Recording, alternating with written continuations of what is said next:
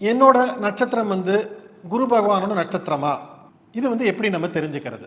ஐயா வந்து ALP astrology அப்படிங்கிற ஒரு மொபைல் அப்ளிகேஷனை அற்புதமாக உருவாக்கி அது வந்து கூகுள் ப்ளே ஸ்டோரில் ஏஎல்பி அஸ்ட்ராலஜின்னு டைப் பண்ணாலே அந்த மொபைல் ஆப் வந்து ஃப்ரீயாக டவுன்லோட் பண்ணுற மாதிரி வச்சுருக்காங்க. அதில் வந்து ஒவ்வொருத்தரும் அவங்களோட பிறந்த நேரம், பிறந்த தேதி, பிறந்த ஊர் இதை வந்து டைப் பண்ணி கொடுக்கும்போது அவங்களோட ஜாதகம் வந்து வெளியில் ஜென்ரேட் ஆகும்.